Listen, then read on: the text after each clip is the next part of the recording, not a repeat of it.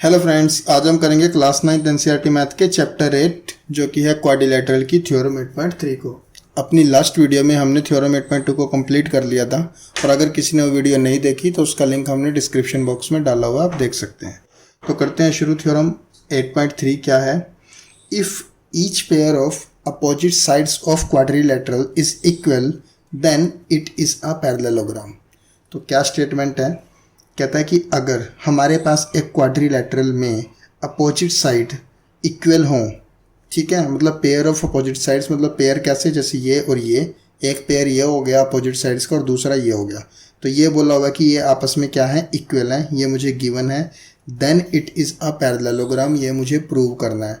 तो कहता है कि अगर एक क्वाड्रिलेटरल में अपोजिट साइड्स का पेयर हमारे पास इक्वल हो तो हमें ये बताना है कि वो क्वाड्रिलेटरल एक पैरेललोग्राम हो सकती है। तो क्या करेंगे, सबसे पहले हम लिखेंगे गिवन। तो गिवन में लिखेंगे let A B C D is a quadrilateral, जो हमें दिया हुआ है, इन विच क्या है कंडीशन, मतलब अपोजिट साइड्स इक्वल है, so A B equal to C D and A D equal to B C. तो मैंने वही लिख दिया, ठीक है। टू प्रूव में क्या करना है, पैरेललोग्राम, तो मैंने लिख दिया टू प्रूव में A B C D is a parallelogram, ठीक है। बच्चों, तो उसको करने के लिए सबसे पहले हम क्या करेंगे, कंस्ट्रक्शन के लिए हम क्या करेंगे, ज्वाइन ए सी। क्लियर? तो बात आती है टू प्रूव में तुम्हें करना है ए बी सी डी एक पैरेललोग्राम है। अब आपको पता होना चाहिए कि पैरेललोग्राम प्रूव करने के लिए आपको क्या दिखाना पड़ेगा, मतलब क्या प्रूव करना पड़ेगा। तो पैरेललोग्राम बच्चों प्रॉपर्टी ये होती है कि पैरेललोग्राम की अपोजिट साइड्स इक्वल होती हैं और पैरेलल होती हैं। इक्वल तो ये हमारे पास पहले से ही है, तो अगर मैं किसी भी तरीके से इनको पैरेलल दिखा दूं तो ये मेरे पास एक क्या हो जाएगी, पैरेललोग्राम, ठीक है। तो करते हैं शुरू। देखो कैसे होगा प्रूफ, अभी समझना, फिर जो भी होगा मैं आपको आगे साथ साथ बता दूंगा।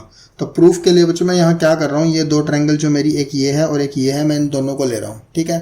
तो मैं लिखता हूँ in triangle A B C and triangle A D C, A B C और ए डी सी। तो ए बी सी में क्या है, देखो ये साइड और ए बी सी की, ए डी सी की इस साइड के इक्वल है एक, दूसरा ये बी सी ए डी के इक्वल है, तो साइड, और तीसरा ए सी हमारी क्या है, कॉमन है। तो इसमें बच्चों मैं बड़े आराम से अपना प्रॉपर्टी रूल लगा सकता हूँ, एस एस एस यानी ट्रिपल एस।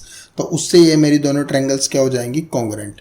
तो मैं सबसे पहले यही काम करूँगा, फिर मैं बताता हूँ कि हम क्यों ये काम कर रहे हैं, ठीक है। तो in triangle A B C and A D C, तो क्या लिखूँगा मैं यहाँ पे, A B equal to D C और A D equal to B C, ठीक है।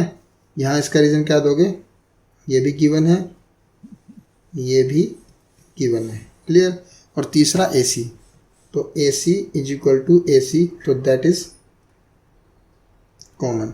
तो इसकी वजह से मेरा क्या होगा, तो इसकी वजह से therefore triangle A B C congruent हो गई ट्रायंगल ए डी सी के, किसके rule, by S S S. तो ट्रिपल एस जो हमारी थ्योरम थी उससे ये हमारी जो दोनों ट्रायंगल हैं वो कॉन्ग्रुएंट हो गई।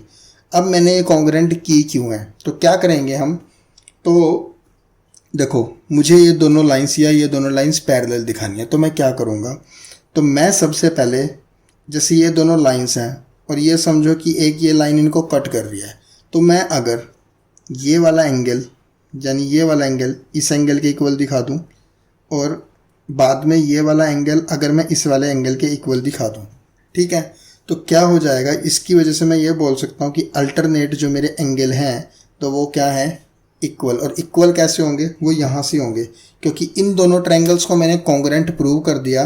तो by C P C T इनके जो बाकी पार्ट्स हैं वो भी क्या होते हैं, इक्वल होते हैं। तो हम यहाँ क्या लिखेंगे, triangle A B C congruent to triangle A D C by S S rule. तो देयरफॉर, ठीक है, या हेंस या देयरफॉर क्या होगा, ये होगा कि ये वाला एंगल, तो इसको मैं नाम दे देता हूँ 1 और इसको मैं नाम देता हूँ 2 बच्चों, इसको मैं नाम देता हूँ 3 और इसको नाम देता हूँ 4। तो angle 1 hence angle 1 equal to angle 2 होगा।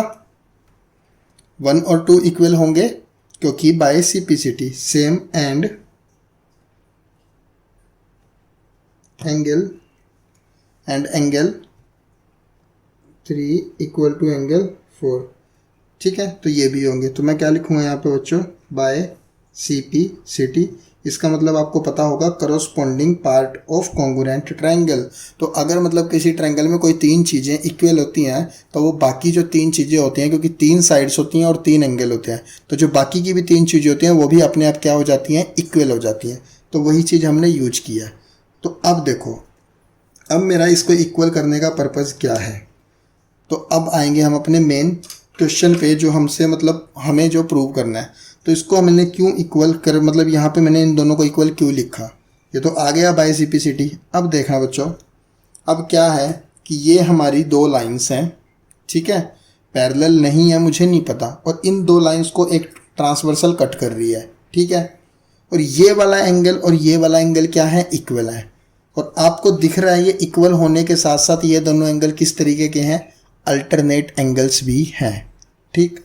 तो हमारे पास जो हमारा 6th चैप्टर है उसमें एक थ्योरम, लाइंस एंड एंगल्स, उसमें थ्योरम होती है कि अगर टू लाइंस को एक ट्रांसवर्सल कट कर रही होती है और उसके अल्टरनेट एंगल इक्वल बन रहे होते हैं, तो वो हमारी दो लाइंस क्या होती हैं, आपस में पैरेलल होती हैं।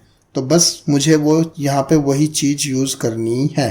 तो क्या लिखूँगा, एंगल 1 इक्वल टू एंगल 2 और एंगल 3 इक्वल टू एंगल 4। तो उसके बाद हम लिखेंगे बट, या ये लिख लो बट AB, ये होने के बाद but AB and DC are the two lines and AC is a transversal, ठीक है। तो एंगल 1 और 2 एंगल क्या होंगे, अल्टरनेट एंगल होंगे, ठीक है। तो मैं क्या लिखूँगा, here AB and CD are two lines for which AC is a transversal. तो AB and CD are the two lines for which AC is a transversal. तो therefore क्या, एंगल 1 एंड एंगल 2 क्या होंगे, अल्टरनेट। तो therefore angle 1 and angle 2 will be alternate angle, ठीक है। कहते हैं कि AB और CD दो लाइंस हैं और उनको एक, for which AC is a transversal, so angle 1 and angle 2 will be alternate angles and these angles are equal. देखो, तो यहाँ से तो मैंने लिख दिया कि AB और CD दो लाइंस और उनको एक ट्रांसवर्सल कट कर रही है, तो जिसकी वजह से ये 1 और 2 हैं, ये क्या है, अल्टरनेट है। और अल्टरनेट होने के साथ साथ यहाँ पे मैंने प्रूव किया है कि 1 और 2 क्या है, आपस में इक्वल भी है। तो वही हमें करना है कि A और T 1 and 2 will be the alternate angle and these angles are equal. So तो क्या होगा, so AB parallel to DC, ठीक है। So AB parallel to DC, चीज़ समझ आई। तो इस लाइन के लिए तो हमने AB और CD को पैरेलल दिखा दिया। सिमिलरली हम कर सकते हैं एंगल 3 और 4 के लिए। AD and BC are the two lines and AC is a transversal, so angle 3 and angle 4 are alternate angle but these angles are equal, so AD parallel to DC। तो मैं इसको बच्चों नेक्स्ट पेज पे करता हूँ। Step आपको समझ आ गया मुझे क्या करना है, बिल्कुल सेम इसी की तरह चलेगा। मतलब ये तो हमने कर ही दिया AB और CD के लिए, अब मैं करूँगा AD एंड BC, ठीक है। तो देखो हम क्या लिखेंगे, नेक्स्ट पेज पे करता हूँ मैं इसको। तो हम लिखेंगे यहाँ पे, now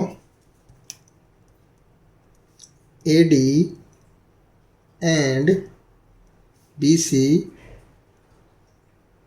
are two lines and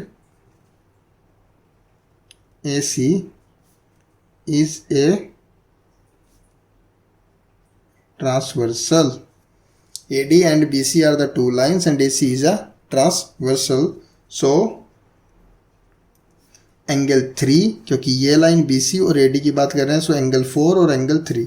so angle 3 and angle 4 क्या होंगे, so angle 3 and angle 4 will be alternate angle. ठीक है, तो ये क्या होंगे? Alternate angle. But these angles are equal. But ये दोनों एंगल क्या है? इक्वल है। ये हमने क्या किया हुआ देखो, ये हमने यहाँ पे आपको प्रूफ करके दिखाया है, बाय CPCT से लिखा था। ठीक है, but these angles are equal, so या देयरफॉर, सो ही लिख लो। सो लाइंस कौन सी थी? AD थी। सो AD पैरेलल टू किसके होगी? BC के। तो हमने क्या किया, AD को पैरेलल दिखा दिया बच्चों BC के, और AB को पैरेलल दिखा दिया DC के। तो अब देखो इस पूरी क्वाड्रिलेटरल में ये साइड्स इक्वल पहले से ही दी हुई थी दोनों पेयर, और हमने इन दोनों को पैरेलल भी दिखा दिया। तो मतलब ये प्रॉपर्टी किसकी होती है? पैरेललोग्राम की। तो मतलब ये इससे क्या प्रूव हो गया कि ये क्या है? एक पैरेललोग्राम है। तो हम लिख देंगे so AD parallel to BC, so therefore ABCD is a parallelogram. और आगे क्या लिख देंगे बच्चों? Hence proved. ठीक है, तो बस ऐसे होनी थी हमारी ये थ्योरम। तो इसी के साथ अपनी थ्योरम 8.3 भी कंप्लीट हो गई। अपनी नेक्स्ट वीडियो में हम अपनी आगे की थ्योरम 8.4 को करेंगे। और अब मैं अपनी वीडियो को यहीं पे एंड करता हूँ। Thank you.